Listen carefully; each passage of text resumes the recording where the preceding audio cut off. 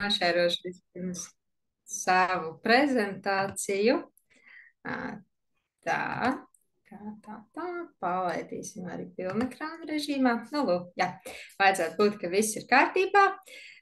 Jā, tad man sauc Līga Ignate, es pārstāvu biedrību Latvijas digitālais akcelerators un Eiropas digitālā inovācija centra projektā. Esmu tātad atbildīga par Rīgas reģionu kontaktpunkta darbību.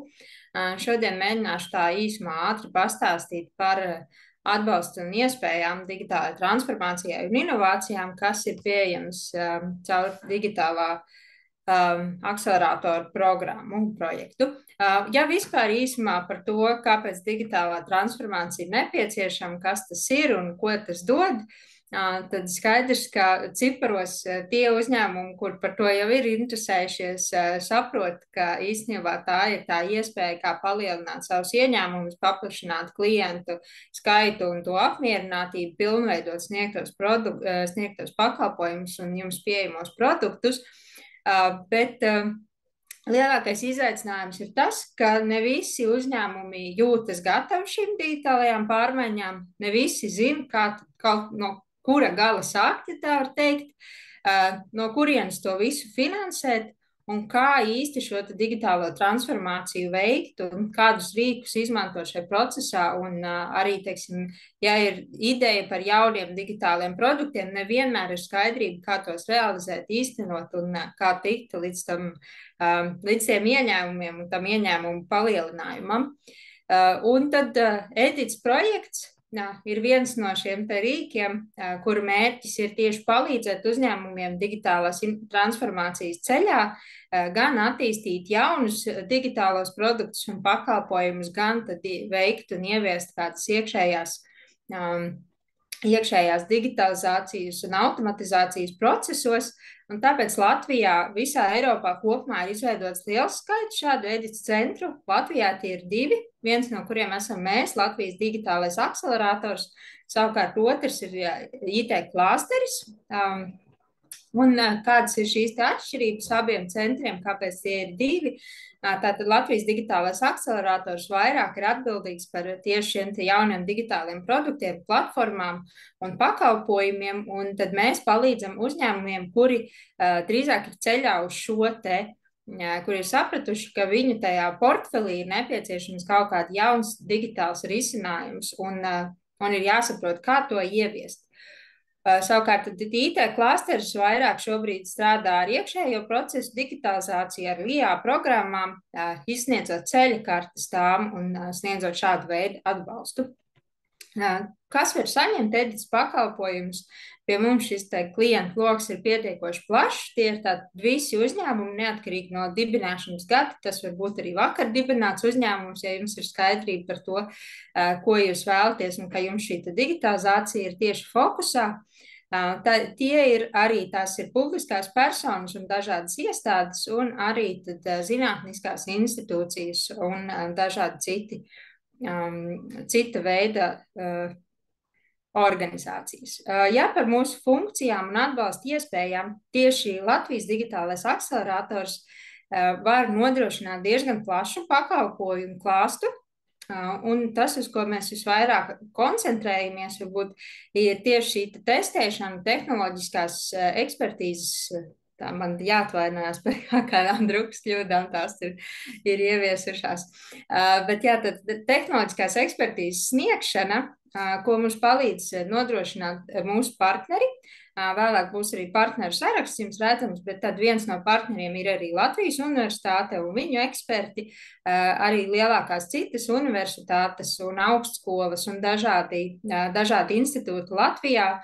Tad arī otrs, teiksim, pakalpojumu klāsts, jeb loks ir finansējuma piesaistes un strateģiskās konsultācijas, attiecīgi tieši tiem uzņēmumiem, kuri grib kaut ko jaunu darīt, bet nezinu, kur tam ņemt naudu. Īstenībā šis Eiropas Savienība un dažādu citu programmu loks ir ļoti plašs un ir tikai jāzina, kur startēt, kā rakstīt projektus un ar ko iesākt. Un tad, attiecīgi, mūsu eksperti ir tie, kuri var nokonsultēt un palīdzēt šajos jautājumos.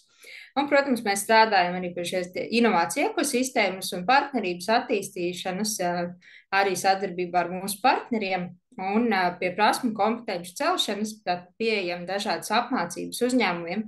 Un kas ir varbūt tāds pats labākais saldais ēdiens šajā visā, ka projektā pieejamie pakalpojumi ar 100% atbalsta intensitāti, kas nozīmē, ka uzņēmumam no sava bankas konta nekas nav jāmaksā.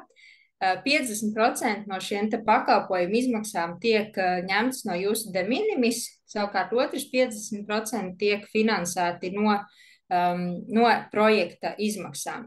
Ir daži pakalpojumi lielākā apmēra tehnoloģiskās konsultācijas, kas finansējas pilnībā no de minimis, bet tas ir tāds ļoti šaurs pakalpojumu loks. Šeit jau es tad pastāstīju par šiem pakalpojumiem. Par tematiem, par dažādām šīm tehnoloģijām, uz ko mēs koncentrējamies vairāk, tad tieši mākslīgais intelekts, kiberdrošība, virtuālā realitāte un viss šīs citas, ko jūs varat redzēt, tas ir tas, uz ko mēs skatāmies, kur mēs varam sniegt atbalstu, ja ir idejas šajās jomās. Tas ceļš, kā jūs nokļūstat līdz atbalsta pakalpojumiem, varbūt, ka daudzi jau ir dzirdējuši gan par briedumu testiem, gan par ceļa kartēm. Šeit arī tie lodziņi izskatās diezgan daudz, bet, ja godīgi, tad tas viss nav nekas ļoti sarežģīts. Reizēm mums gadās rindas, gadās aizkavēšanās ar kaut ko, bet to mēs savā pusē cenšamies arī risināt. Bet tad tas process ir tāds, ka vispirms mēs veicam administratīvo izvērtējumu, kas nozīmē, ka atbalsta saņēmējam nedrīkst būt nodokļu parādi uz atbalsta saņemšanas brīdi. Tad mums ir jāpārbauda soda reģistri un citas šīs administratīvās lietas, un attiecīgi, ja uzņēmumam viss ir kārtībā, tad varam pieņemt lēmumu par atbalstu piešķiršanu. Mēs kopīgi veicam digitālā brieduma testu, kurš ir vienots visā Eiropā. Visiem uzņēmumiem vienāds brieduma testā tiek atspoguļots tas, cik daudz jūs esat jau domājuši par digitalizāciju, cik daudz esat ieviešuši digitālos risinājumus savā uzņēmumā un ikdienas darbā, vai jums ir strateģiskie plāni vai izmantojat mācības. Bet šeit tā piezīme, ka pat ja nekā vēl nav, jūs esat ļoti nedigitāli varbūt, vai jums pašiem tā šķiet, ka vēl ir daudz darba, tas ir ok. Šajā brieduma testā drīkst būt zemi vai vidē vai jebkādi rezultāti, jo visu pakalpojumu mērķis ir tad gala rezultātā šos jūsu testa rezultātus paaugstināt. Tieši tāpēc, pēc tam, kad jūs esat saņēmuši atbalsta pakalpojumus, vai tās ir mācības pie mūsu partneriem, vai tie ir kādas tehnoloģiskās konsultācijas vai kas cits, pēc gada tiek veikts atkārtotais brieduma tests, un tajā tad rezultātiem būtu jābūt vismaz nedaudz augstākiem kā pirmreizējā testā. Un tad mēs kopīgi skatāmies uz šo izaugsmu, vai ir notikusi vai nav. Minēju jau tātad partneri, kuri nodrošina mūsu pakalpojumu. Šeit redzat universitātes, redzat arī institūtus un citas organizācijas. Ja par programmām, ko Krista arī minēja, pastāstīšu, tad aktuālais, tie ir tie, ko iepriekš stāstīja šie mūsu partneri sniegtie pakalpojumi un Latvijas digitāla akselerātora pakalpojumi, bet mēs tad izsniedzam arī ceļa kartes uz citām programmām. Šīs te jaunās aktuālās programmas ir tieši digitāla prasmju attīstība. Nozara asociācijas dažas jau ir aktīvi sākuši šo mācību nodrošināšanu. Un iespējams, ka kāds no jums jau gaida vai jau ir saņēmis ceļa karti tieši nozara asociāciju mācībām. Drīzumā tiks dot iespēja pieteikties mācībām arī citās programmās, un mēs nodrošināsim šo ceļa karšu izsniegšanu. Un arī Latvijas digitālais akselerātors būs viens no šiem mācību organizatoriem, tad varēs pieteikties, bet tiem pakalpojumiem, tām mācībām gan būs līdzfinansējums no uzņēmuma nepieciešams. Un otra programma, kas arī šobrīd ir aktuāla un drīz tiks palaista, ja tā var teikt, ir kompetenci centru jauno produktu izstrādes programma, kur šis pieejamais finansējums būs jau tādiem tiešām lielākiem projektiem no 50,000 līdz 200,000. Tur tātad plusiņu izvērtēšanā būs arī tiem, kas sadarbojas ar kādām zinātniskajām institūcijām vai citiem uzņēmumiem, tad jānāk ar savu to konsorciju. Un šeit mēs varam palīdzēt gan izsniedzot ceļakartes, gan ar tehnisko atbalstu ekspertiem, gan, teiksim, meklējot šos te partnerus jūsu plānotajam projektam. Jā, tas, ko mēs atbildam, tātad tīklošanās iespējas, projekti, inovācijas, visa veida atbalsts, kas ir nepieciešams, lai šo te jūsu digitālo briedumu un attīstību veicinātu. Latvijas digitālais akcelerators strādā arī Rīgā, bet arī visos reģionos. Tad būtībā visi pakalpojumi, kas ir pieejami, jebkur ir vienādi, bet mēs apkalpojam klientus un uzņēmumus pēc reģionālā principa. Attiecīgi, ja jūs esat reģistrēti Ventspilī, tad jūs strādāsiet ar Ventspils kolēģiem. Ja jūs esat reģistrēti kaut kur Latgalē, Rēzeknē vai kādā citā pilsētā, strādāsiet ar Latgales kolēģiem, bet tas neierobežo jūsu iespējas kā partneri, teiksim, sadarbības iegūt Latvijas universitāti vai apmeklēt Latvijas universitātes mācības vai kā savādāk. Tātad pakalpojumi visā Latvijā ir vienādi, atšķiras vienīgi tās kontaktpersonas, ar kurām jūs tad komunicējat. Nu, lūk, jautājums droši varēsiet uzdot man, droši varat rakstīt e-pastā, bet ja ir nav skaidrs, ko pajautāt, tad droši drīkstat ieiet arī digitāllatvija.lv mājaslapā, paskatīties biežāk uzdoto jautājumu sadaļu. Esam centušies tur tiešām atbildēt uz biežāk uzdotajiem jautājumiem. Varat arī apskatīt paraugus, vienošanās līgumi, kas tiek slēgti ar uzņēmumiem, kas saņem atbalstu no mums. Tā kā varat ar šo te informāciju arī iepazīties un tad jautāt vēl kaut ko, ja tomēr šeit nav atbildes to konkrēto, ko jūs gribat uzzināt. Nu, lūk, paldies. Paldies. Es ceru, ka bija noderīga informācija un droši tādi jautājumi, tad esmu gatavs tiem atbildēt šobrīd vai pēc webināra, kā nu Krista teiks. Paldies. Šobrīd jautājumus neredzam. Ja būs kādi jautājumi par šo te līgas tēmu, tad droši vien atbildēsim rakstiski. Tā kā, jā, Kārli, lūdzu. Paldies. Jā, tūlītos.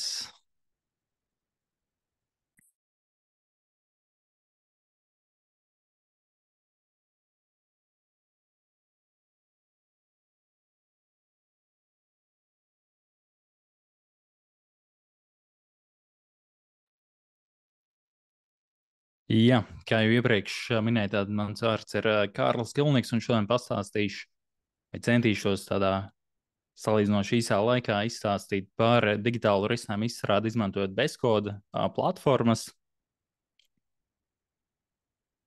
jeb angliskajā tātad no-code platformas. Pats neesmu studējis programmēšanu vai kaut ko ar datorzinātnēm saistīt, tieši tāpēc nodarbojos ar no-code izstrādi. Un tas, kā es tur nokļuvu, bija, kad es strādāju lielā organizācijā, bet mazā komandā bieži nācās realizēt dažādus projektus, kur esat bijuši līdzīgā situācijā. Zināt, kad daudziem vai tai mazai komandai ir jāprot darīt vairākas lietas, un es sāku veidot mājaslapas. Sākumā tie bija daži projekti, pēc tam vēl kādam palīdzēja, un tad, tas bija 20. gadā, kad es atklāju, ka ar no-code mēs varam arī izveidot dažādas lietotnes un procesu automatizācijas, un tad no tā laika sāku veidot dažādas šīs te no-code lietotnes, gan atkal sākumā darba vajadzībām, bet pēc tam arī freelancā dažādus projektus un arī cenšoties realizēt dažādas savas idejas. Tie, kas nav dzirdējuši par bezkoda, tātad, latviski bezkoda, mans vārds ne īsti patīk, tūlīt ir izstāstījuši, kāpēc, bet angliski to sauc par no-code izstrādi, un ko tas nozīmē ir, kad, ja tradicionālajā izstrādē, kad mēs veidojam kādu lietotni vai mājaslapu, mums ir jāprot kādu no programmēšanas valodām, tad no-code izstrādē mēs izmantojam, to sauc par vizuālo programmēšanu, kad mēs izmantojam jau iepriekš izstrādātus elementus un tos savienojam kopā. Pēc dažiem slaidiem parādīšu arī, kāds realitātē izskatās, bet tas, ko būtu svarīgi saprast, ir, ka ar no-code vai šo bezkodu izstrādi mēs nevis veidojam vienkārši skaistas vizualizācijas vai klikšķināmus paraugus, kā mūsu mājaslapa vai lietotne varētu izskatīties, bet kad jūs bez šī te koda rakstīšanas varat izveidot pilnībā funkcionējušu mājaslapu savam uzņēmumam vai kādu lietotni, ko tad jūs vai iekšēji uzņēmumā vai saviem klientiem piedāvājat izmantošanai. Un kāpēc es saku, ka latviski tas varbūt bezkoda netulkojas tik labi, tāpēc, ka tad, kad jūs to risinājumu esat uztaisījuši, lai arī jūs paši to programmatūras kodu nerakstījāt, joprojām tur ir tāds pats kods apakšā, kā tad, ja jūs būtu viņu programmējuši. Tā kā kods tur ir, vienkārši mums viņu nav bijis kā izstrādātājiem nepieciešams rakstīt. Un kā parasti notiek šī te izstrāde, nestāstīšu par tiem soļiem, kad mums ir jāsaprot vispār, ko mēs gribam būvēt un kādu problēmu risināt, bet parasti tas sākuma posms ir, kad mēs izvēlamies kādu no no-code platformām. Viņi ir šobrīd jau noteikti 100, ja ne vairāk šādu platformu, un to platformas izvēli lielā mērā ietekmē tas, kādu risinājumu jūs vēlaties veidot. Jo, ja jums ir nepieciešams uzņēmumam izveidot mājaslapu, jūs skatīsieties kādu no šīm no-code platformām, kas piedāvā tieši mājaslapu veidošanu. Ja jums vajadzēs lietotni veidot, tad atkal tās būs citas platformas, uz kurām jums vajadzētu skatīties. Un tad jau šī izvēlētā platforma jums nodrošinās visus nepieciešamos rīkus un elementus, kas ir nepieciešami, lai to risinājumu izstrādātu. Tad jums vajag mājaslapu. Šajā mājaslapu būvētājā noteikti būs tādi elementi kā teksta elementi, pogas, video pievienot, bildes, to visu mēs varēsim tur izmantot. Tas būs lietotņu būvēšanas platforma, tad tur jau nāks klāt vēl kaut kāds datubāzes rīks, vai mēs varēsim pievienoties citam datubāzes rīkam, bet tie visi būs nodrošināti no platformas. Tagad jāmin, kad būvēt ar šīm te no-code platformām, nerad sanāk tā, kad mēs būvējam, bet ir kaut kāda viena vai dažas funkcijas, kas nav tieši tajā platformā, un tad mums ir jāskatās, kur citu platformu vai rīku mēs varam pievienot klātai savai pamat platformai. Piemēram, nesen bija nepieciešams izveidot vienkāršu piezīmēšanās lapu, jeb angliski landing lapu vienam uzņēmumam, un tur bija viena funkcija, kurai obligāti jābūt, bet tas mājaslapu būvētājs tādu tieši funkciju nepiedāvā. Tur vajadzēja priekš formām, lai varētu pievienot lielu izmēru failus. Tādas opcijas tur nav, un tad mēs skatāmies, kurš formu būvētājs mums šādu te funkciju piedāvās, un tad vienkārši to formu mēs paņemam no cita rīka, bet tad mēs viņus kopā varam arī savienot. Un tālāk jau tā no-code platforma, kur jūs būsiet izmantojuši, jums arī nodrošinās tās visas nepieciešamās pamattehniskās lietas, lai jūs to risinājumu tur varētu izstrādāt. Jums nav jāmeklē pēc tam serveri atsevišķi, kur jūs to risinājumu uzturēsiet, vai jāstāsta kaut kādiem drošības certifikātiem, vai viņi tur, jums nav tikai jāpiepērk klāt to platformu pati nodrošina, tur jūs varēsiet savu to aplikāciju vai mājaslapu arī uzturēt, izmantot, viņi būs publiski pieejami šiem te cilvēkiem. Tā, centīšos ātri parādīt arī vienu piemēru, kā tas varētu izskatīties dzīvē. Un kā mēs varētu nonākt līdz lietotnei.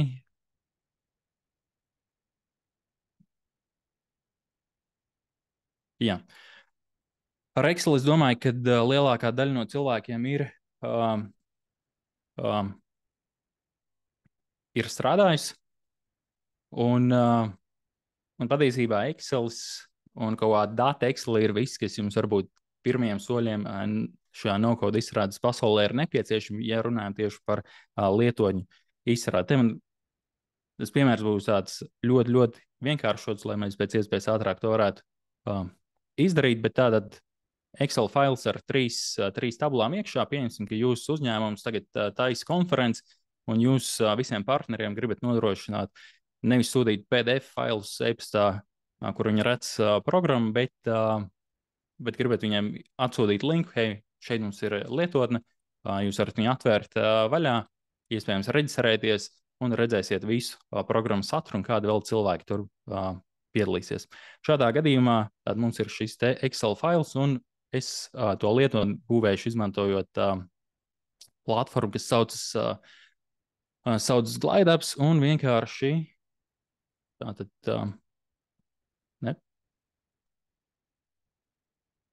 Pievienošu tātad pievienošu to pašu Excel failu, ko es tikko jums rādīju. Spiedīšu turpināt, un šajā brīdī jau platforma pati man izveidos tādu pirmo versiju tam, kā izskatīsies šī te lietotne. Redzam, ka mums ir gan priekš telefonu ekrāna izmēriem, gan arī priekš datora izmēriem jau gatavs. Un šeit tad labajā pusē ir arī viss, kas attiecās to, kā šī te platforma vai mūsu iesāktā lietotne izskatās. Tad, ja gribētu mainīt skatus, vienkārši klikšķinātu un varētu šo te skatu mainīt. Izdzēsīšu dažas lapas, kuras mums šeit nebūs vajadzīgas, un šobrīd noņemšu funkcijas, lai citi cilvēki nevar veikt labojumus. Jūs redzat, kad mums būtībā ir, kad mēs jau redzam, kāds viss izskatīsies realitātē. Jā, konferences saturs šeit tas mazliet ir nesaprotami. Bet, ja es nomainīšu, teiksim, skatus kalendāru un šeit atzīmēšu pareizās lietas, tas ir no kurienes tiek ņemti dati. Atkal izslēgšu, ka neviens nevar labot. Te mēs uzliksim dienu, un tagad, ja es aiziešu uz 31. maiju, kad tā konference it kā notiek, šeit mums arī visas lietas parādās. Protams, te būtu ļoti daudz citas lietas vēl mums jāizdara, lai viņi būtu tā kā tiešām funkcionāli, bet šādā te veidā nekādu kodu nerakstot, bet vienkārši, es nezinu, līdzīgi kā jūs taisat varbūt, bet prezentāciju mēs šeit labajā pusē skatāmies, liekam klāt funkcijas, liekam to, kā mūsu lietotne izskatās. Protams, lietotnēm ļoti liels darba apjoms pēc tam notiek vispār datubāzē, un tur ir daudz lietas mums būtu jāizdara, bet šeit es izslēgšu dažas lietas ārā.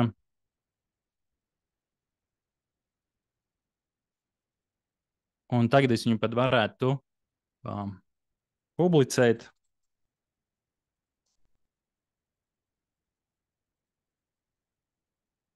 Un tagad, kad viņi būs publicēti, viņi būs arī pieejami internetā. Tā kā jūs ievadīsiet nezinu, telefonā noskanēsiet, tur parādīsies mums tūlīt QR kods vai ievadīsiet šo te adresi telefonā, tad vajadzētu būt tā,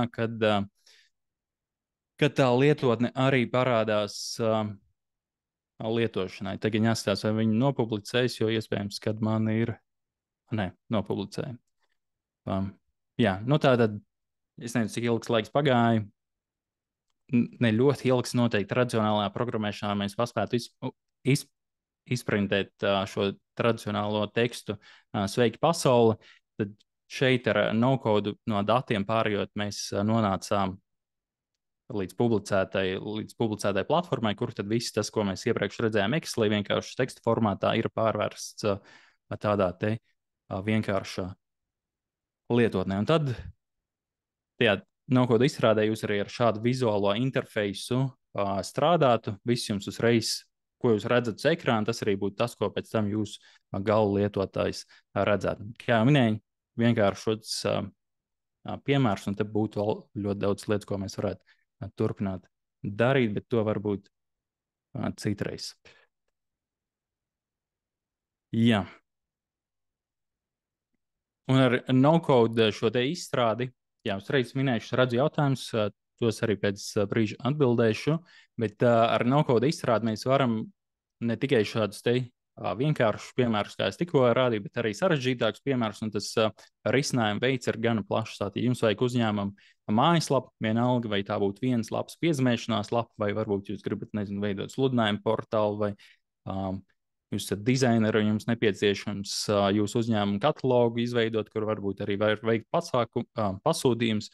Tāda veida mājaslapas ar šīm no-code izstrādes platformā, kur jums nevajadzēs rakstīt programmatūras kodu, var veidot. Tāpat arī var veidot dažādas lietotnes, un tās lietotnes tur pēc tam var sīkāk iedalīt, vai mēs veidojam iekšēju lietošanai, ka tikai uzņēmuma darbinieki viņus izmanto, varbūt jums ir kaut kādi tirzniecības aģenti, kam lietotnes ir nepieciešams.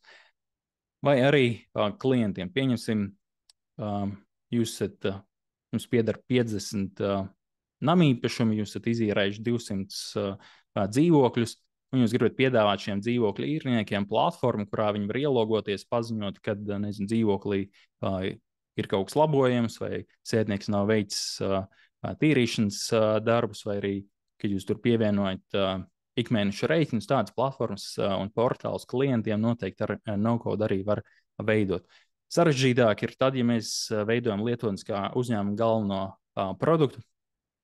Nezinu, ja mēs paņemam, kāds bija Bolt gadījumā sākumā Taxify, tad viņu galvenais produkts bija šī platforma, kas savienoja takšu vadītājus ar cilvēkiem, kas grib tos takšus izmantot.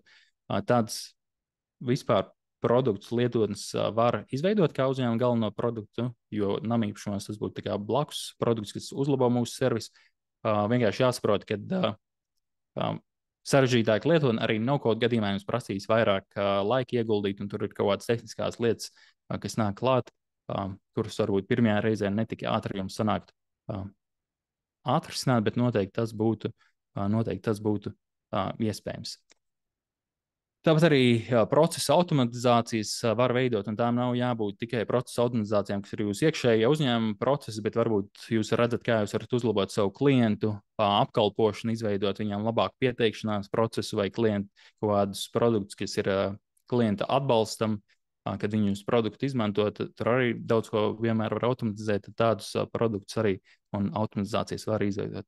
Un arī chatbots, virtuālos asistentus, pieejam mājaslapā, tur ir chatbot logs, arī tos šobrīd var veidot bez tādas tradicionālās programmēšanas, tikai izmantojot no-code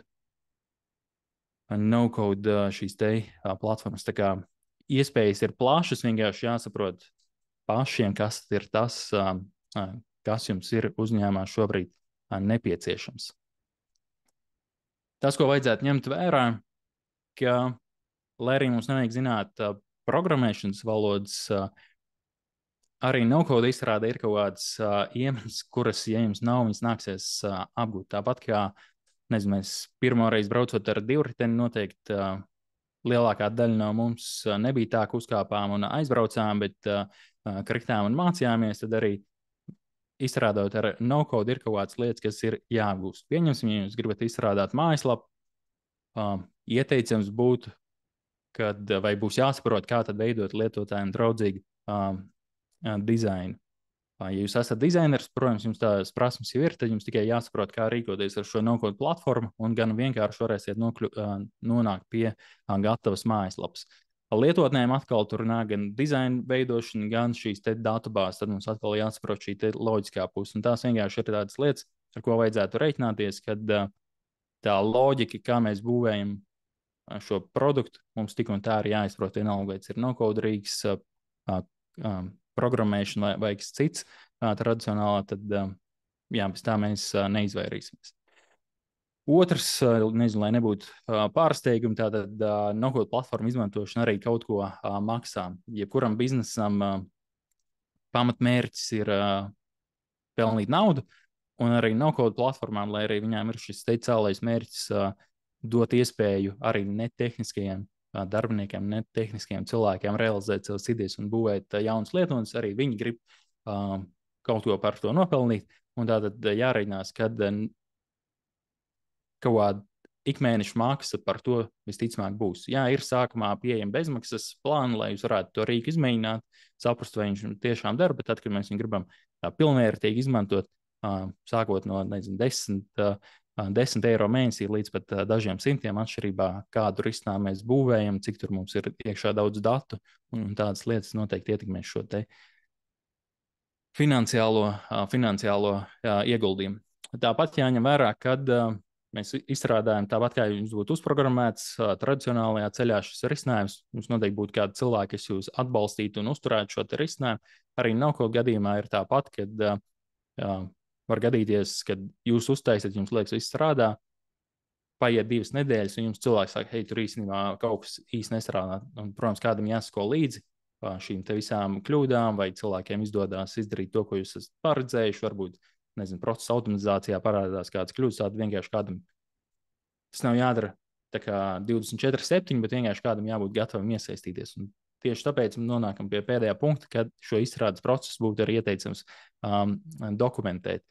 Arī tāpēc, ka pirmajā brīdī, kad jūs izstrādāsiet šo risinājumu, jūs būsiet nofokusējušies šī risinājuma izstrādē, jums it kā viss būs skaidrs, bet ja jūs mēnesi pusotru darīsiet citas lietas un pie šī risinājuma neko nemainīsiet, tad pēc tā pusotru mēneša apsēžoties, jums kaut ko vajadzēs labot, jums pašiem iespējams radīsies kaut kādi jautājumi, kāpēc es to biju veidojis šādi, vai kāpēc mēs šeit izmantojam šo funkciju un ne savādāk. Tāpēc, jā. Un tā dokumentācija var būt dažāda. Nezinu, jums patīk visu pierakstīt, tās varbūt vienkārši piezīmes. Es citreiz, kad zinu, kad es to projektu atdošu kādam, ja es to esmu taisījis citiem, tad cenšos ierakstīt varbūt video, tātad filmēt datora ekrānu un vienkārši komentēju kaut kādas lietas, kāpēc tas ir darīts tā un kāds cilvēks tālāk varēs pats veikt labojums, tātad visu soli pa solim arī pastāstu. Tā, pastīšos kalendārā. Un es kalendārā jautājumos redzu, ka tur kalendārs pieminēts.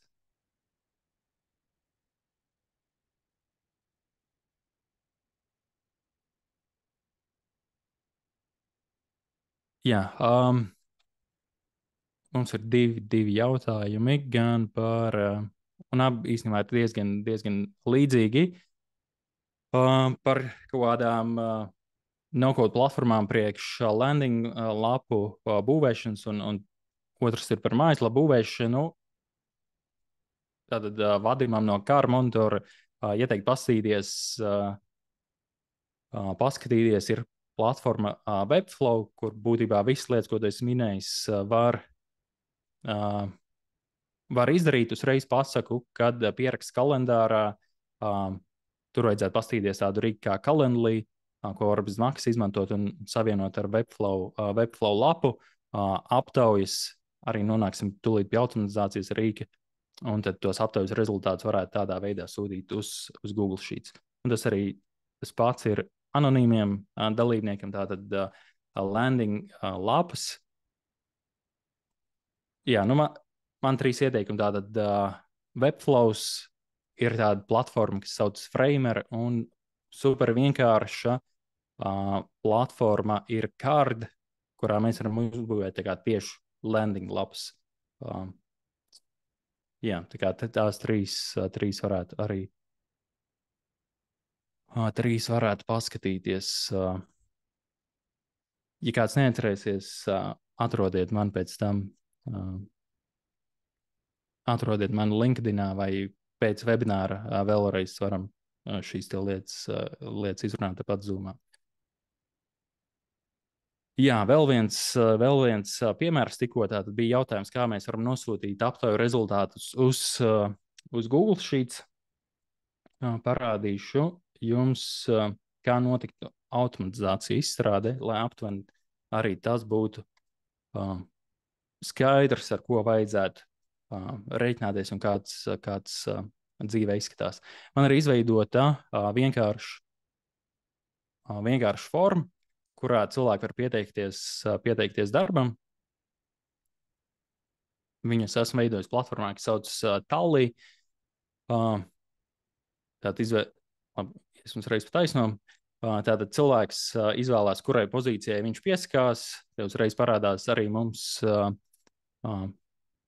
šīs pozīcijas teksts. Viņš spiež nākamo soli, un tad viņam jāpievieno šeit būs savs vārds, e-pasts, LinkedIn profils un CV.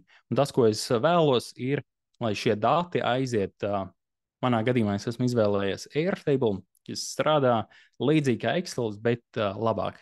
Tur šeit ir vairāk funkcijas, automatizācijas, dažādas interfeisus varam veidot. Un es vēlos, lai visi tie pieteikumi nonāk šeit, šajā tabulā.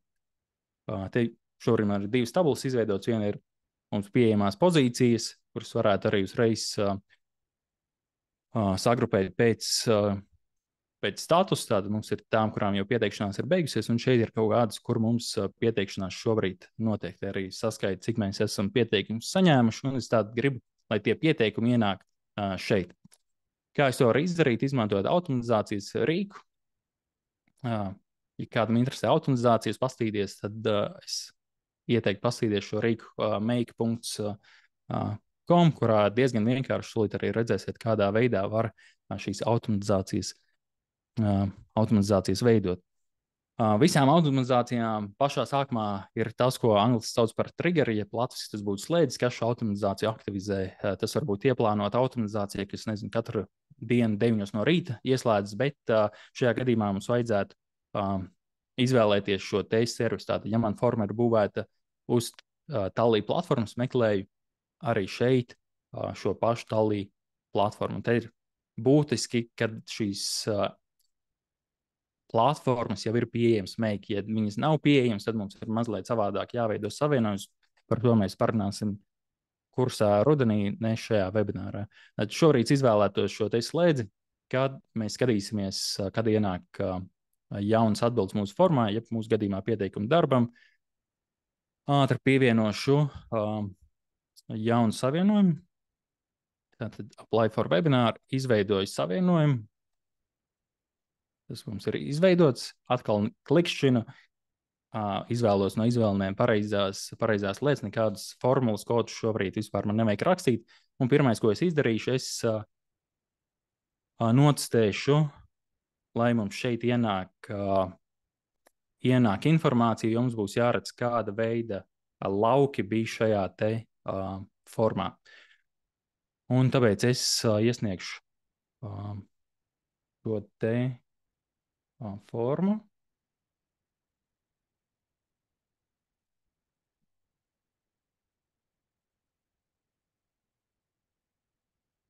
Tad iesniedzu formu. Viņa ir iesniegta. Un šeit arī redzam, ka tā automatizācija ir nostrādājusi. Un te mēs varam paskatīties, te mēs reiz redzam pie laukiem, tātad kāda informācija mums šeit parādās.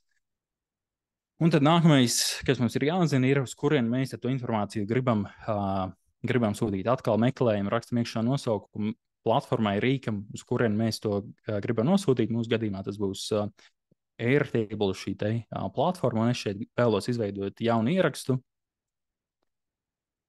Meklēju atkal apply for a job. Te mums būs 2 piemēri. Viens būs ar mākslīgu intelektu mazliet vēlāk. Izvēlos tabulu, kurā man tā informācija būtu jāsaglabā.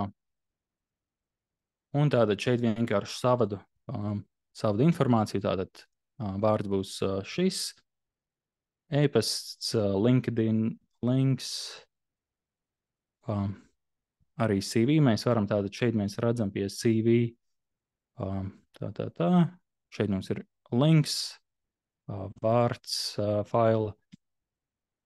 Un šeit iespējošs smart links. Tas mums ir tāpēc, kad man vajag uztaisīt referenci ar to, kurai pozīcijai viņš piesakās.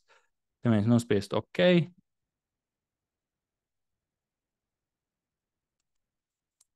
Iedošu nosaukumu ātri šai te automatizācijai saglabāšu, un tad tagad iesniegsim atkārtoti. Šobrīd mums te bija 3 ieraksti, un tūlīt ienāks arī 4. ieraksts, tātad spiežu run once, un daram to pašu, piesakos darbam, vārds, e-pasts, LinkedIn profils. Spiežam pieteikties, un šeit mums nostrādā automatizācija, un redzam, šeit mums pie Airtable šī te izstrādātāja pienāca 4. pieteikums.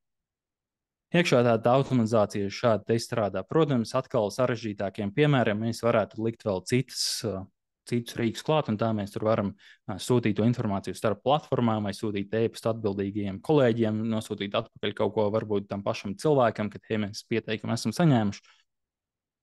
Un tā tālāk uz priekšu. Tā kā, jā, Make var pastīties, un tas ir bezmaksas variantā. Šobrīd es neko neesmu abonējis. Jūs līdz kaut kādam Make-am īstenībā ir labs bezmaksas plāns, var diezgan daudz izdarīt arī neko nemaksājot. Jā, varat to paskatīties. Tie ir divi vienkāršie piemēri. Viens par, lai jūs redzat, kā izskatās tā grafiskā saskarne gan lietotnēm, gan automatizācijām tādos tiešām patiesos no-code rīkos, kur mums nekādu kodu nevajag izmantot. Tie iegūmi, ko jūs uzņēmums varētu potenciāli iegūt, ja jūs izstrādājat ar no-code, viens tad ir tā pieejamība, ka jums vispār ir iespēja šādus risinājumus izstrādāt. Jo jūs esat mazs uzņēmums un jums nav sava IT komanda uzņēmumā, iespējams, jums ir arī limitēti finanšu resursi, tad jūs varat ar šiem no-code rīkiem sākt paši izstrādāt. Protams, tas nozīmē, ka komandā jūsu uzņēmumu kādam cilvēkam ar to būs jānodarbojas, bet tas vienalga ir vienkāršāk un lētāk nekā meklēt ārpakalpojumā izstrādes kompāniju, kas jums to darīs. Jo šeit darbiniekiem nav jābūt kaut kādām specifiskām zināšanām programmēšanā. Galvenais, ka viņi saprot to jūsu biznesa būtību, biznesa procesu, kas jums tur notiek, kad viņi redz, kādas lietas ir jāuzlabo, jāatrast, un tad viņi ar šiem te no-code rīkiem var to arī sākt pamazām darīt. Otrs ir, kad, manuprāt, šī te no-code izstrāde var veicināt arī inovāciju rašanos.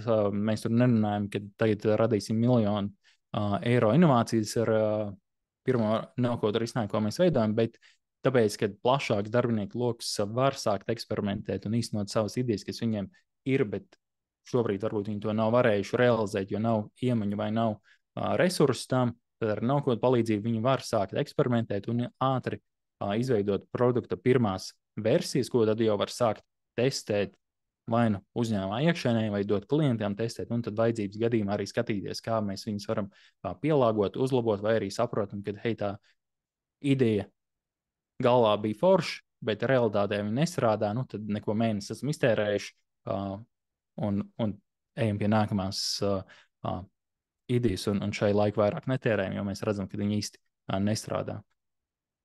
Jā, un, protams, samazinās arī izmaksas un ieguldītais laiks, jo ar no-code izstrādi mēs tos risinājumus varam ātrāk gan tikt līdz pirmajai versijai, gan iterācijas pēc tam uzlabojumus veikt ir salīdzinoši ātrāk, un ja mēs ietaupām laiku, mēs ietaupām arī finanšu līdzekļus, jo par darbstundām mēs, protams, maksājam, mazāk darbstundas, mazāk arī maksāsim. Šeit gan viena atkāpe ietaupīt finanšu līdzekļus ar no-code. Par ļoti daudz sadījums ir uzņēmumā kāds, kas ar to nodarbojas. Un tad jūs ņemsiet ārpakalpojumā šo no-code izstrādātāju, tur jāstāsta, cik būs sarežģīts tas risinājums, kas jums ir nepieciešams, jo nav tā, ka jums būs nepieciešama apjomīga lietotne, ka tagad tikai tāpēc, ka kāds to izstrādājums ar no-code, to izdarīs jums par dažiem simtiem turās summas arī no-code izstrādē. Pieaug, bet viņas joprojām noteikti ir zemākas nekā tradicionālajā kodēšanas izstrādē. Es būšu jums tā prezentācija pēc tam tiks nosūtīta, tāpēc šeit būs, var tagad tos QR kodus vēl neskanēt, bet es pievienoju divus resursus, kur jūs varat paskatīties no ārzemēm piemērus, kā no-code rīki un no-code izstrāde ir izmantota uzņēmumos, kas apgroza miljonus eiro. Viens no tiem ir nekustamā īpašuma apsaimniekotāji Heimstaden, kas darbojas Vācijā, Anglijā, Nīderlandē, manuprāt, arī varbūt vēl citās valstīs. Un viņu tas stāsts ir patiesībā interesants, kad viņiem bija izveidots tradicionālajā izstrādē ar šiem te programmatūras inženieriem, tātad developeriem, kas visu to platformu taisīja, bet viņiem pieprasījums bija tik liels, ka viņiem vajadzēja, lai tā izstrāde notiek ātrāk, lai uzlabojumi tiktu veikti ātrāk, un viņi saprata, ka ar to tradicionālo metodu viņi nevar, tāpēc divi cilvēki no tā uzņēmuma uzņēmās risku pārliecināt, ka, hei, kad ar no-code un viņu gadījumā mazliet tehniskākām platformām, arī low-code platformām, viņi pārgāja uz to un varēja ātrāk attīstīties. Tur gan viegli viņiem negāja, Tāpēc, ja kādam ļoti tas interesēs, šeit būs video angļu valodā. No konferences ieraksta varat paklausīties, jā, viņi to pieredzi stāstu un ko viņi saka šobrīd par to, kad viņi ir pārgājuši uz no-code, low-code izstrādi. Šeit pieminu vārdu low-code, par ko mēs mazāk prezentācijā runājam, bet low-code gadījumā jums jābūt ar kaut kādu zināmu tehnisku pieredzi. Varbūt vajadzēs vairāk formulas rakstīt, funkcijas, iespējams arī pievienot mazliet tradicionālo programmēšanas kodu. Katrā ziņā labs veids ir iesākt ar no-code, un jūs pat nemanīsiet, kurā brīdī jūs jau kļūsiet advancētāki un sāksiet varbūt arī darīt kaut kādas lietas, ko citi saukt par low-code. Un otrs piemērs ir no vācu startupa Fin, kas piedāvā abonēt mašīnas, nevis, kad mēs viņus pērkam, bet līdzīgi kā mēs, abonējam Netflix vai kā avīzes vai kaut ko citu, viņi piedāvā jums abonēt automašīnu. Un te ir divi blogu raksti. Diemžēl šodien pārbaudīju, abi tagad ir zem tajā medium platformā. Jums jābūt ir reģistrētam un laikam maksājošam klientam, tāpēc visu jūs vairs blogu nevarēsiet izlasīt, bet īsumā pastāstīšu. Tātad Fin uzņēmums sāk ar to, ka viņi visas platformas uzbūvēja tikai izmantojot no-code. Mājaslapa bija būvēta uz Webflow, automatizācijām viņiem bija Makes un Airtable, un tad vēl kaut kādi papildus rīki. Viss tur bija saslēgts kopā. Un tas, kā viņi paši teica, viņam atļāva ļoti ātri attīstīt to produktu, piesaistīt klientus, un tā viņi izauga līdz pirmajā gadā līdz 4 miljonu ienākumiem ikgadējiem. Un tad otrs raksts ir, kad no-code isn't scalable, jeb kad no-code mēs nevaram mērogot. Un tas, protams, atkarīgs no jums, kā jūs skatāties uz to otro rakstu, jo tas, kas tur bija sarakstīts, tur bija labas lietas, bet tātad pesimisti var skatīties tikai uz otro lietu, kad, kāpēc mums kaut ko taisīt ar no-code, ja viņš nemērogojas, tad jums jāsaprot, kad tajā brīdī tas jau ir miljonu uzņēmums, un es varu tikai jums novēlēt tādu problēmu, kad jūs nonākat līdz tam brīdim, kad no-code vairāk nemērogojas, jo ja jūs nonāksiet līdz brīdim, kad jums ir miljonu ienākumi, 100,000 klienti, tad noteikti jūs būsiet arī uzņēmums, kas būs spējīgs atļauties nolgot papildus programmatūras inženierus, kas jums var pamazām šo te platformu pārbūvēt. Nesen runāju arī vienu no Fin cilvēkiem, viņi joprojām no-code izmanto, bet jā, šobrīd liela daļa no platformas jau pāriet uz un ir pārgājis jau uz tradicionālu kodētu, programmētu risinājumu. Jā, un drīz nonāksim pie pēdējā risinājuma parādīšanas, un tur mēs izmantosim mākslīgo intelektu. Šobrīd visi runā par mākslīgo intelektu, diemžēl, vai nediemžēl, bet vienmēr, kad šobrīd mēs lielākoties, kad varam lasīt par mākslīgo intelektu, lielākoties cilvēki tur runā par šiem lieliem valodu modeļiem vai vispār ģeneratīvo mākslīgo intelektu kaut ko ģenerē, un tā tradicionālā mašīna mācīšanās kaut kur mums ir palikusi pagātnē, kas tā nav, bet vismaz diskusiju līmenī tā ir. Un divi veidi, kā jūs varat izmantot šos lielos valodu modeļus un mākslīgo intelektu savos bezkoda izstrādes projektos, ir viens, ka jūs viņu izmantojat kā asistenti, kas palīdz jums izstrādes procesā, līdzīgi kā programmētāji izmanto viņu programmēšanā, jūs viņu izmantot no-code izstrādē. Tūlīt pastāstīšu sīkāk arī kā.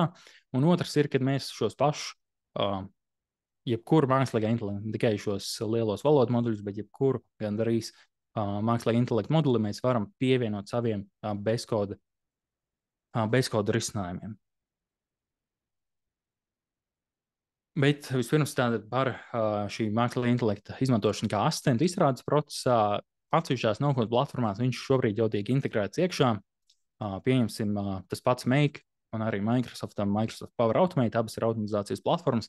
Viņi ir ieintegrējuši to mākslīgo intelektu iekšā tā, ka jūs varat aprakstīt angļu valodā, kādu automatizāciju jums ir nepieciešama, tātad kādus šos servisus jūs gribat savienot kopā, un ja viņi tur būs platformā pieejami, tad mākslīgais intelekts jums šo automatizāciju uzdarēs. Būtībā tas, ko es tikko darīju manuāli, tad viņi piedāvā, ka mākslīgais intelekts to varētu izdarīt automātiski.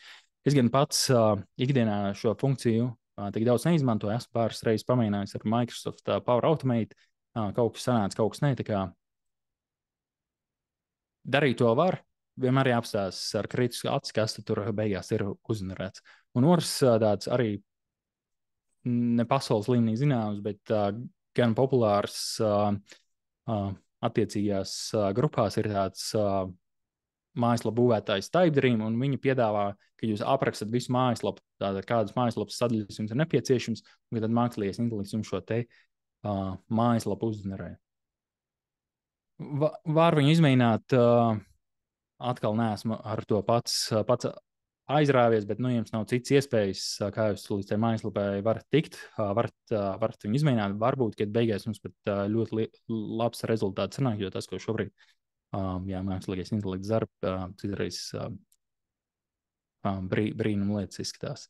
Un tad ir tāds racionālāks veids, kad, ja tajā rīkā, kur jūs izmantojat, nav pieejams šāds mākslīgā intelekta asistents iebūvēts iekšā, protams, mēs joprojām varam griezties pie ChatGPT vai kāda cita šī te publiski pieejama asistenta un viņam tad jautāt pēc palīdzības.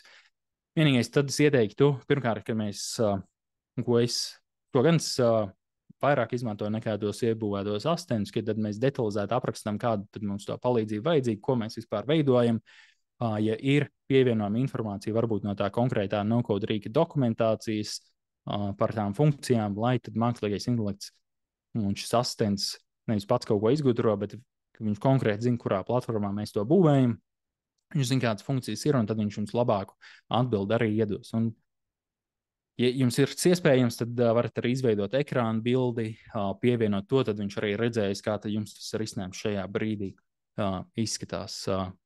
Jā, šis strādā gan ok, tur var dabūt labas atbildes, un tirreiz tiešām, kad kaut kur paši iesprūstam un nezinām, kā tikt tālāk, šo var izmantot kā labu palīgu. Un otrs veids, kad mēs varam šos mākslīgā intelekta moduļus pievienot saviem no-code rīkiem. Tas visticamāk nebūs, kad mēs viņu pievienojam mājaslapā, bet ja mēs veidojam lietotni vai veidojam procesu automatizācijas, tad gan mēs varam šos modeļus tur pievienot, kad viņi mums izpilda kaut kādas papildus funkcijas. Un tā pievienošana notiek vainu, ja tas ir procesa automatizācijas rīkā, vai tur jau būs iebūvētas integrācijas, vai mums jāizmanto šīs te API savienojums. API būtībā atļauj divām vai vairākām platformām savā starpā komunicēt. Tas nozīmē, ka mēs saņemam e-pastu, un ar šo API savienojumu mēs sūtam, pieņemsim uz kādu no mākslīgā intelekta modeļiem informāciju, viņš apstrādā un sūta to pašu savienojumu mums atpakaļ citu informāciju. Un tādā veidā mēs viņu arī varam pievienot un iedot papildus funkcionalitāti saviem no-code projektiem. Labā lieta, kad citos no-code rīkos tie modeļi jau ir iebūvēti, teiksim, tagad GlideApps ir uztaisījis integrāciju ar OpenAI, un mums nav svarīgi, vai mums pašiem ir tam OpenAI piekļuva, nav piekļuva, bet GlideApps mēs varam visas tās pašas funkcijas izmantot, apkopot tekstu vai kaut kādas kalkulācijas, modificēt datus un citas lietas tur ir iespējams, bet atkal tie mākslīgā intelekta modeļi ir ļoti plaši. Ja jūs varat dabūt API savienojumu un tā no-code platforma atbalsta API savienojumu izveidi, tad viss būs kārtībā, viņi tur varēs pievienot. Un tūlīt arī parādīšu, kāds praktiski varētu izskatīties. Un te arī atbilde Vadimam, kādā platformā pieteikšanās bija izveidota, saucas tally.so. Tally ar 2 L. Tur mēs varam veidot šāds te dažādas formas. Man tās Tally formas patīk labāk nekā Google formas, tā kā varat apskatīties. Bet, lai mēs izveidotu to mākslīgā intelekta savienojumu, pirmkārt, jums jābūt piekļuvēji šim mākslīgā intelekta modelim, ja mēs runājam par tiem OpenAI veidotiem modeļiem, un iespējami kaut kas ir tas, ko izmanto tas pats ChatGPT, jums būtu jābūt reģistrētam.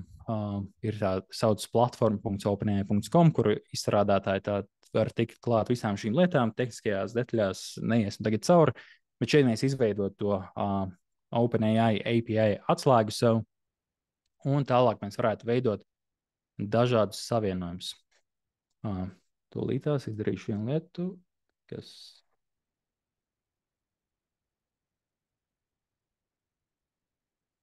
Jā. Vakardien mazliet vakarā paspēlējos, lai izveidot šo te risinājumu. Neiesim cauri visām šīm te soļiem neveidosim. Šeit mēs redzam, mums ir mazliet garāks process, bet izstāstīšu, kas te šajā te automatizācijā man notiek. Sākums ir tieši tāds pats, kā tas bija iepriekš. Cilvēks piesakās darbam caur šo te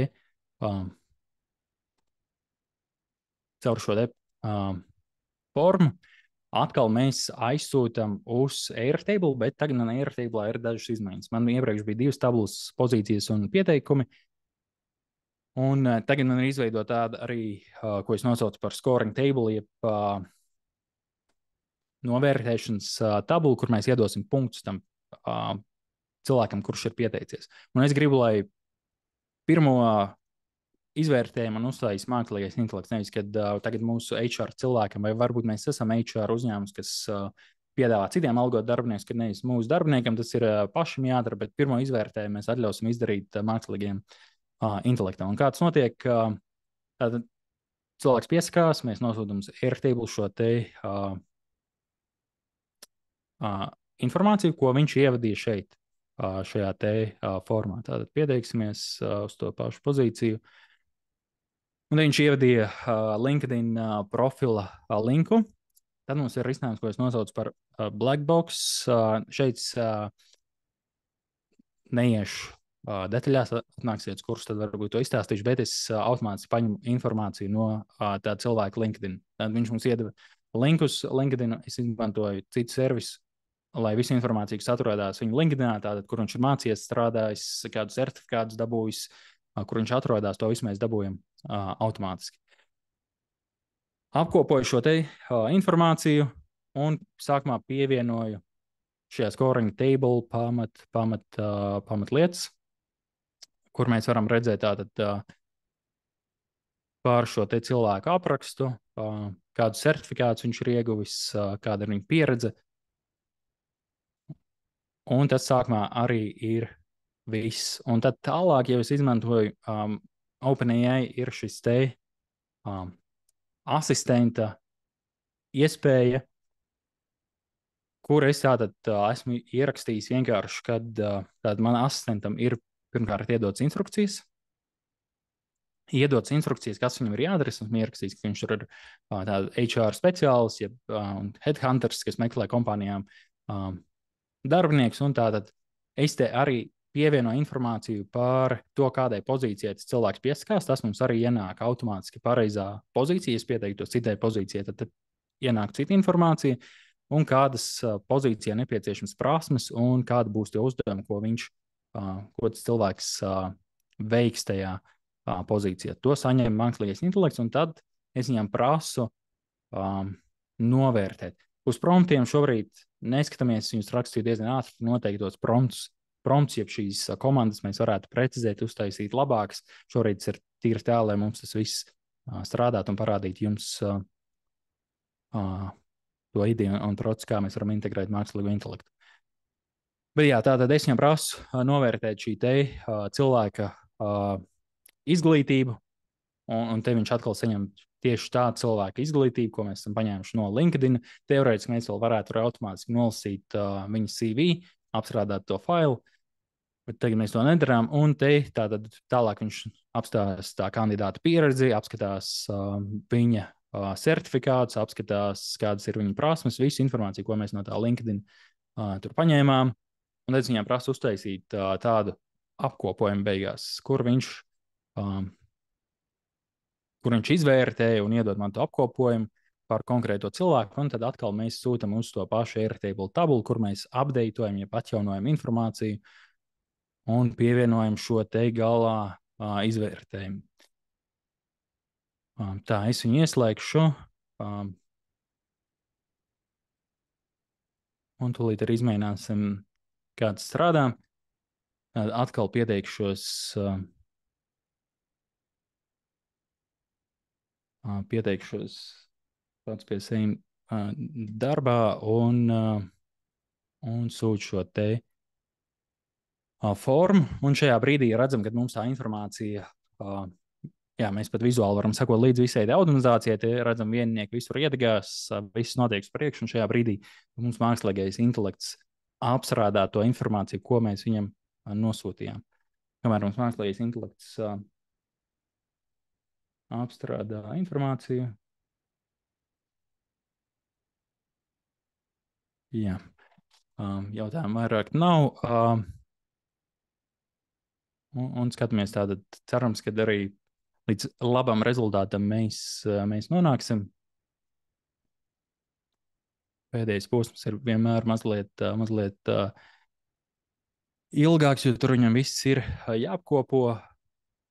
Jā, un tātad mums ir pievienots Airtable šī te informācija. Redzam, ir ienācis jauns šis te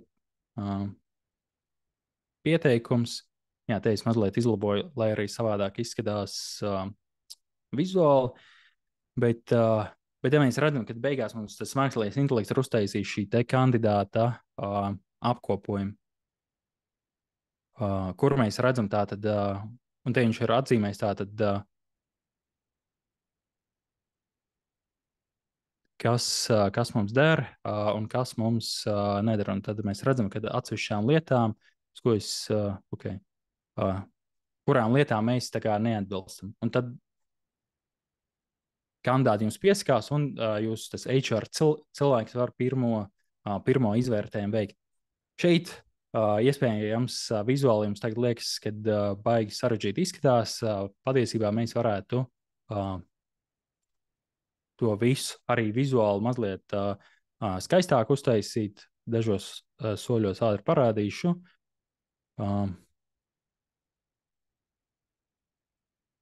Neko nefiltrēsim, lai mums ātrāk viss notiek.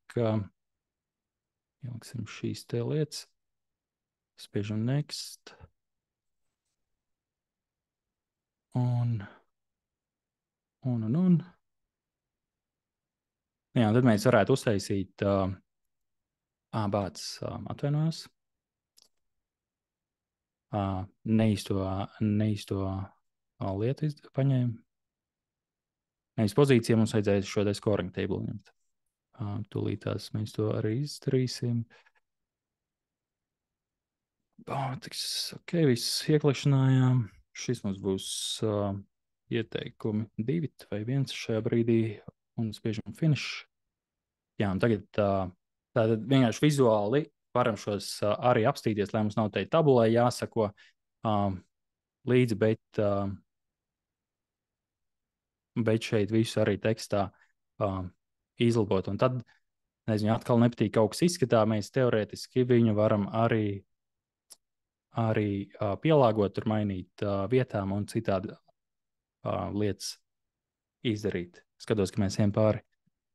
Laikam tāpēc, vienkārši zināt, ka Airtable tādus interfejus arī var taisīt un noteikti arī varēsiet vai nu paši pēc tam paskatīties brīvajā laikā vai tad rudenī kursā arī par to parunāsim. Tātad platforma saucas Airtable un tur tādas lietas mēs varam darīt. Bet galvenā doma, kad mākslīgo intelektu mēs arī varam implementēt savos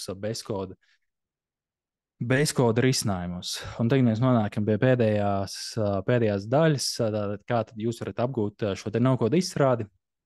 Viena lieta, ko jau gan Kristina Līga minēja, tātad rudenī Latvijas universitātē mums būs šis te kurs par ātru digitālu risinājumu izstrādi, izmantojot bezkoda platformas, kur par mājaslapām mēs runāsim mazāk, bet vairāk tieši par lietotņu un automatizāciju izstrādi.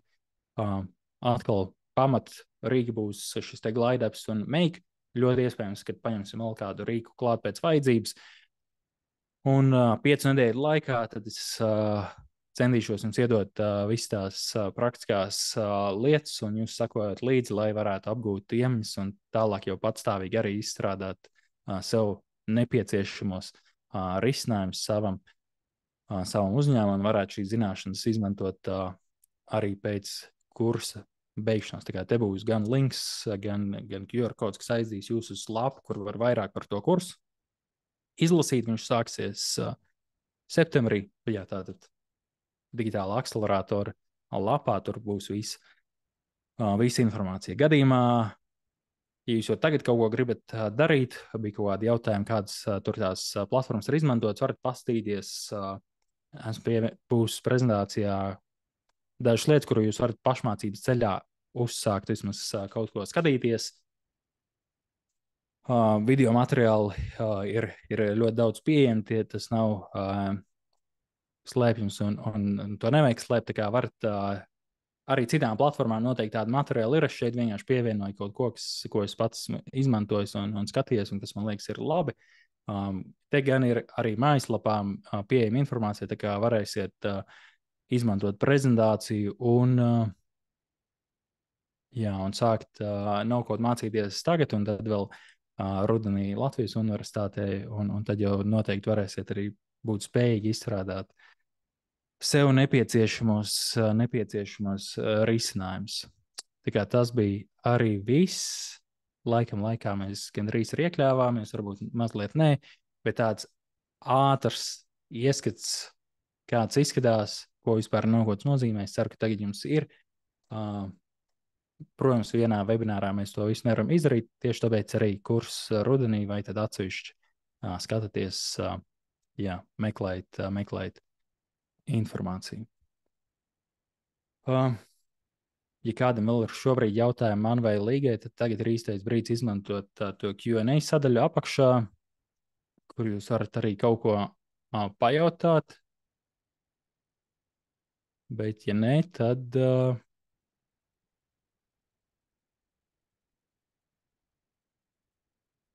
tas būs arī viss, laikam, ja es Kristi nekļūdos. Tas arī ir viss. Vadims raksta, paldies, bija interesanti. Jā, tā kā Vadims var Droši, sākt skatīties. jā, jums ir atstāta visa informācija, visādi QR kodi un linki. Droši varat sazināties ar mani, Līgu vai Kārli. Atbildēsim uz jautājumiem. Bet šodien tad beidzam. Jā, tā kā paldies visiem, kas pievienojās. Paldies arī no manas puses. Un tiekamies citā reizē. Tā. Jā, paldies, visu labu!